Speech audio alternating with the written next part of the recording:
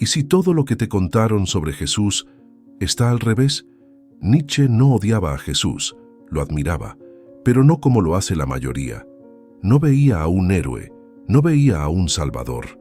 Veía algo mucho más radical y más incómodo. ¿Y si Jesús no vino a ganar, ni a luchar, ni a liderar? ¿Y si el verdadero escándalo no fue Jesús, sino lo que hicieron con su nombre? En los próximos minutos vas a descubrir por qué Nietzsche creía que el cristianismo traicionó el alma del hombre que dice seguir, y por qué eso lo cambia todo. Nietzsche no atacaba a Jesús con una espada, sino que se acercaba con una lupa. No lo veía como un fraude ni como un dios, sino como un fenómeno psicológico digno de estudio. Imagínate a alguien que vive con tanta paz, tanta suavidad, que simplemente no encaja en este mundo. Así veía Nietzsche a Jesús. No como profeta, sino como una especie de espíritu puro, incapaz de ser institucionalizado. Lo interesante es que su crítica no va contra Jesús, sino contra lo que hicieron con él. Y ellos son los primeros cristianos. Para Nietzsche hay una línea clara y cortante entre Jesús y el cristianismo. Según él, no solo son diferentes, son opuestos. Jesús vivía una verdad tan radical, tan interior, que cuando intentaron convertirla en estructura, doctrina o iglesia, la esencia se perdió. ¿Y qué quedó? Un sistema de poder, una religión que ya no hablaba de libertad interior, sino de obediencia externa. Esa es la grieta donde Nietzsche mete el dedo, no para molestar, sino para mostrar lo que nadie se atrevía a ver. En el Anticristo, Nietzsche dice, solo hubo un cristiano y murió en la cruz.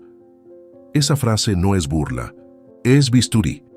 Lo que quiere decir es que Jesús fue el único que realmente vivió según los valores del Evangelio: amor, entrega, paz interior.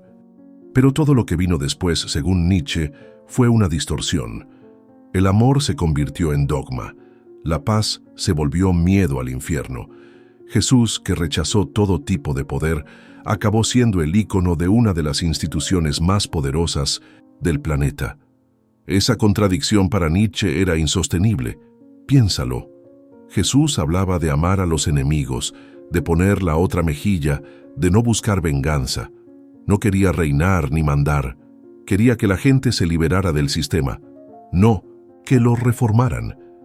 Y eso para Nietzsche era fascinante. No porque él creyera en ese mensaje, sino porque era coherente. Jesús no luchó por el poder porque, desde su visión, el poder no tenía ningún valor. Esa coherencia psicológica era lo que lo hacía único y también incomprendido. Para Nietzsche, Jesús no fundó una religión, vivió una experiencia, un estilo de vida basado en el desapego, en la paz, en el amor sin condiciones.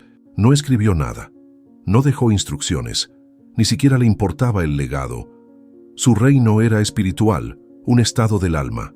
Pero en cuanto sus seguidores intentaron organizar ese mensaje, traducirlo en reglas, rituales, jerarquías, se perdieron. Nietzsche no odiaba a Jesús, lo respetaba demasiado como para llamarlo algo que no fue. Y ese respeto se vuelve crítica feroz cuando Nietzsche ve cómo los teólogos intentan reconstruir a Jesús solo con datos, contradicciones y dogmas. Para él eso no solo era inútil, era perder el tiempo. Porque lo que importaba no eran los hechos, sino la psicología. Y ahí es justo donde arranca el siguiente capítulo. Nietzsche no tenía paciencia para los eruditos que pasaban años tratando de reconstruir la vida de Jesús con lupa y cronología. Para él, eso era pura pérdida de tiempo. En el Anticristo lo llama ocio erudito, una manera elegante de decir, se están distrayendo con lo superficial, porque según él, lo verdaderamente importante de Jesús no eran los eventos, sino la esencia, lo que vivía por dentro. Su mensaje no necesitaba una biografía detallada, necesitaba ser comprendido como experiencia interna. ¿De qué sirve saber si Jesús nació en Belén o en Nazaret, si lo que enseñaba era un estado del alma? Nietzsche decía que los teólogos actuaban como si pudieran descubrir a Jesús con fechas y lugares, ignorando lo esencial, su psicología, su visión del mundo. Es como intentar entender una canción midiendo cuánto dura cada nota, pero sin escuchar la melodía. Jesús no se explicaba desde fuera, se sentía desde dentro. Y eso, para Nietzsche, era lo que la teología académica jamás comprendió. Él veía en esos intentos de construir al Jesús histórico una especie de miedo a enfrentarse con lo más radical de su mensaje. Porque si lo reducían a datos, podrían domesticarlo, podrían convertirlo en una figura manejable, con causa y efecto, con lógica y razón. Pero Jesús no jugaba ese juego. No buscaba convencer desde la razón, sino desde el espíritu. Y eso no cabe en un análisis de archivo. Nietzsche lo sabía, y por eso desarmaba sin piedad a los expertos de la fe. Imagina a alguien pasando años tratando de descifrar qué comió Jesús en su última cena, mientras ignora que su mensaje era morir sin odio. Es absurdo, ¿no? Pues así veía Nietzsche el trabajo de los teólogos. Estaban más preocupados por el cascarón que por el alma del mensaje, como si pensar que Jesús caminó sobre el agua fuera más importante que entender por qué nunca devolvía el golpe. No se trataba de milagros, se trataba de transformación interior. La obsesión por los hechos externos, según Nietzsche, traicionaba la profundidad del fenómeno Jesús. Él no vino a dejar una historia detallada, vino a dejar una forma de ser, y esa forma no se puede archivar ni medir, se puede vivir, sí, o al menos intentar comprenderla desde el alma, pero ponerla bajo el microscopio académico para Nietzsche era como intentar atrapar el viento con una red. Nunca iban a llegar a lo esencial así. Y lo esencial, eso que no cabe en datos, fechas o versículos, es lo que conecta directamente con la pregunta más provocadora de todas. ¿Quién fue realmente Jesús si no fue un héroe ni un genio? Para Xi, Nietzsche llamar a Jesús un héroe o un genio es irónicamente rebajarlo, porque esas palabras, aunque parezcan halagos, pertenecen a otro tipo de espíritu. El héroe clásico se enfrenta al mundo, lucha, vence o muere en batalla. El genio crea, transforma, deja una marca en la historia. Jesús no hizo nada de eso. No luchó, no resistió, no buscó poder ni fama. Al contrario, predicó la renuncia total al conflicto. ¿Cómo se puede llamar héroe a alguien que dijo, pon la otra mejilla? Para entender esta visión, hay que pensar como Nietzsche. El héroe necesita enemigos. Jesús, en cambio, los borraba con amor. El genio impone su visión al mundo. Jesús dejaba que el mundo lo ignorara. Él no tenía voluntad de poder, sino voluntad de entrega. Y eso lo convierte en algo que no encaja en nuestras categorías comunes. Ni héroe, ni sabio, ni revolucionario. Su poder estaba en la suavidad, en la renuncia. Era, para Nietzsche, una excepción radical, y por eso lo analizaba con tanta curiosidad. Es como si Jesús hubiera decidido vivir completamente al margen del juego humano. No se defendía, no se quejaba, no exigía justicia. En el Anticristo, Nietzsche lo describe casi como un idiota divino, alguien tan desconectado de la lógica del mundo que no tiene ni rastro de resentimiento. No se trata de insulto, sino de asombro, porque en un mundo donde todos quieren ganar, Jesús simplemente no quiso jugar. Eso, en términos psicológicos, es fascinante y desconcertante. Piensa en cualquier personaje histórico que haya cambiado el mundo. Todos enfrentaron oposición, todos lucharon por sus ideales. Jesús, en cambio, evitó la confrontación como regla de vida. Cuando lo arrestaron, no huyó. Cuando lo golpearon, no respondió. Cuando lo mataron, no maldijo. Eso no es heroísmo, al menos no en el sentido tradicional. Es algo más raro, más silencioso. Un tipo de entrega que parece pasividad, pero en realidad exige una fuerza interna brutal. Y Nietzsche lo sabía. Por eso, llamarlo héroe sería imponerle un molde que no le queda. Jesús no buscó cambiar el mundo externo. Ni siquiera intentó corregir a los poderosos. Su mensaje no era derroten a los malos, era dejen de ser malos ustedes mismos. Y esa diferencia es enorme. El héroe lucha por justicia exterior. Jesús proponía una revolución interior, una que no se grita sino que se vive, y por eso para Nietzsche tenía que ser estudiado como un fenómeno único en su especie. Esa unicidad, sin embargo, no sobrevivió intacta, porque mientras Jesús hablaba de amor, sus seguidores, los primeros cristianos, comenzaron a construir algo muy diferente con su nombre. Aquí es donde Nietzsche levanta la voz, no contra Jesús, sino contra los que hablaron en su nombre. Para él, los apóstoles, especialmente Pablo, no entendieron el mensaje, o peor, lo traicionaron. Tomaron una experiencia espiritual basada en el amor y la volvieron una doctrina de poder. Donde Jesús hablaba de libertad interior, ellos construyeron reglas, castigos, mandamientos. Es como si alguien tomara una poesía y la transformara en un código penal. Jesús proponía una vida. Ellos fundaron una religión. Nietzsche veía esto como una inversión total de valores. Lo que nació como entrega voluntaria se convirtió en obediencia forzada. El perdón se volvió juicio, la humildad, estructura, la compasión, jerarquía. En lugar de liberar al alma, la nueva doctrina empezó a encadenarla con culpa, miedo, pecado original. Todo eso, para Nietzsche, no era evolución, era traición. Y no cualquier traición, sino una que usaba el nombre de Jesús para justificar lo contrario a lo que él vivió. ¿Y qué ganaban con eso? Poder, control.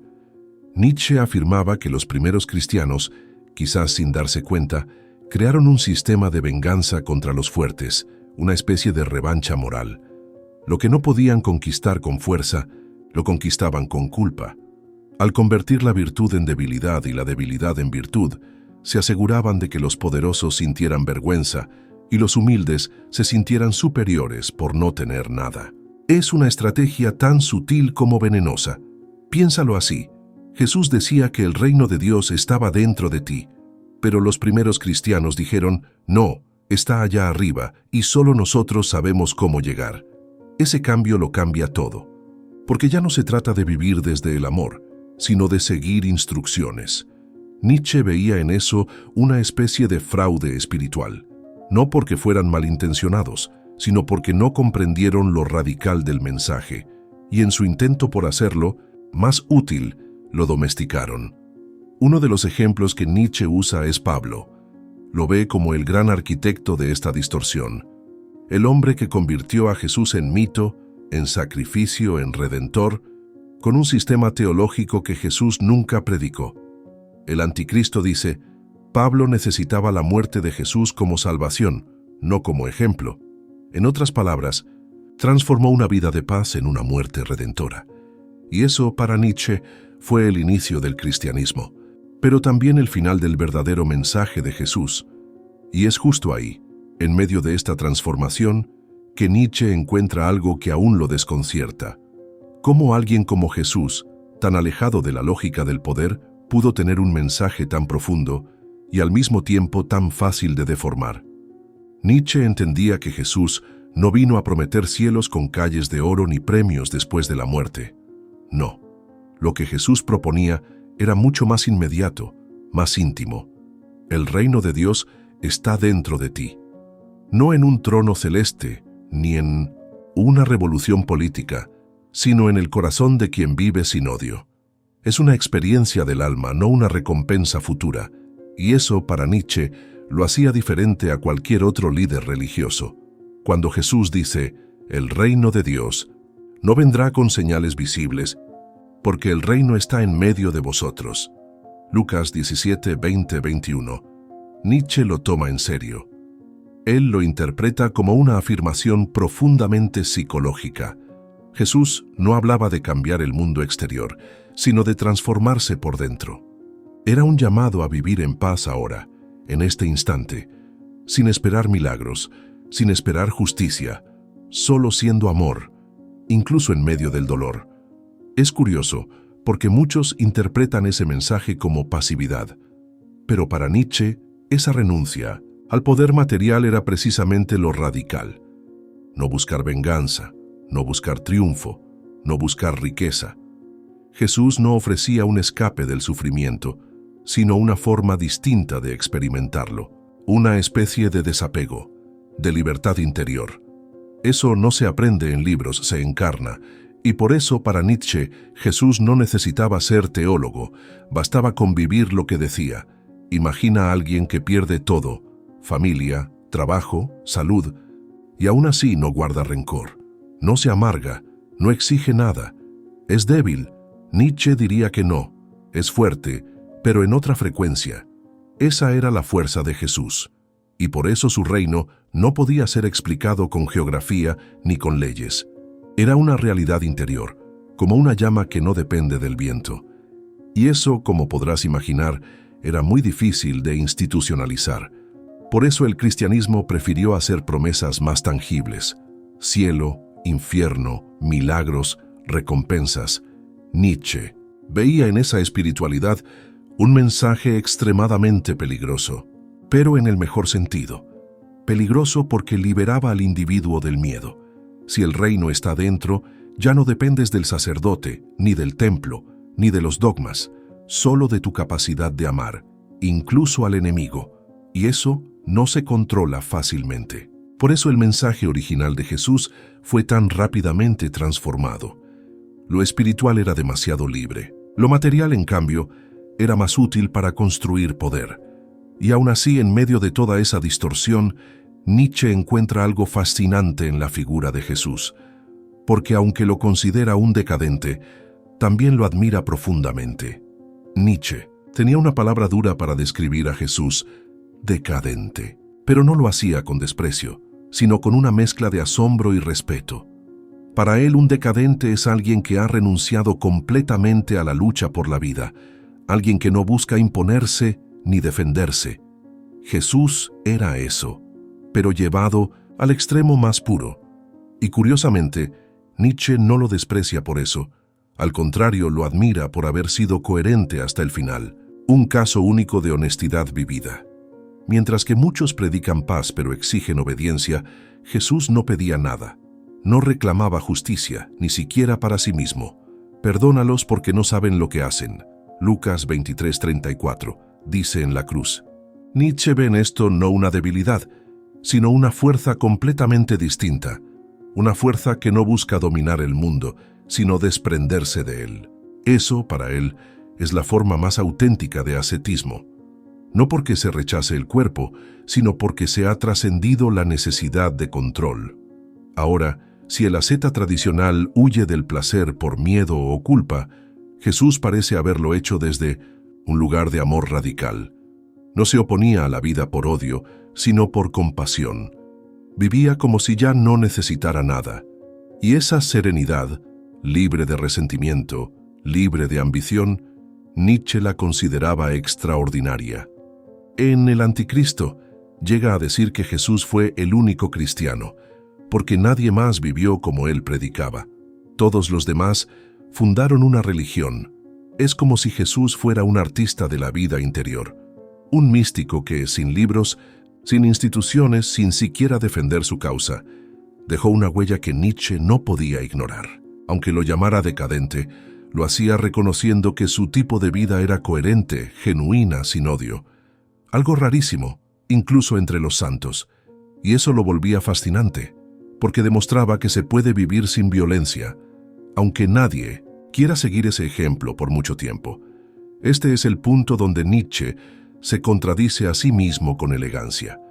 Detestaba la moral de los débiles, pero reconocía que Jesús no la usó como chantaje ni como venganza. No buscó culpar a los poderosos, no organizó una revuelta, no manipuló con miedo, simplemente vivió su verdad hasta el final. Y eso lo hacía admirable, aunque su forma de vida fuera, según Nietzsche, incompatible con la realidad del mundo. Y es esa contradicción, ese abismo entre el hombre Jesús y lo que vino después, lo que nos lleva al núcleo de toda la crítica de Nietzsche. Aquí Nietzsche va directo al corazón del problema. Lo más trágico para él no fue la muerte de Jesús, sino su resurrección simbólica, como algo que él nunca quiso ser: el ídolo de una religión. Jesús habló de amor, pero el cristianismo organizó dogmas. Jesús vivió libre del resentimiento, pero la Iglesia lo institucionalizó como castigo eterno. En palabras de Nietzsche, el Evangelio murió en la cruz. Desde ese momento, solo hubo malas noticias, porque el mensaje fue reemplazado por la estructura. Lo que Nietzsche denuncia no es simplemente una mala interpretación, sino una traición al alma misma del mensaje original. Jesús decía, «Bienaventurados los mansos», y la Iglesia, siglos después, lanzaba cruzadas. Jesús predicaba perdón sin condiciones, y el cristianismo inventó el infierno eterno. Ese cambio no es un matiz, es una inversión completa. Para Nietzsche, el cristianismo representa la victoria de los débiles resentidos que usaron el nombre de Jesús como escudo moral para conquistar poder. Es como si alguien tomara una canción de cuna y la transformara en un himno de guerra. Jesús hablaba desde la inocencia interior. El cristianismo, según Nietzsche, hablaba desde la culpa, y no cualquier culpa, una que solo puede ser aliviada obedeciendo a una autoridad. Eso lo vuelve útil para controlar, pero completamente opuesto al espíritu de Jesús. Es por eso que Nietzsche decía que Jesús no fundó una religión, fue crucificado por una. Y lo más irónico es que quienes siguieron a Jesús no siguieron su vida, sino su muerte. Para Nietzsche, eso era revelador. Lo que importaba no era su mensaje, sino su sacrificio.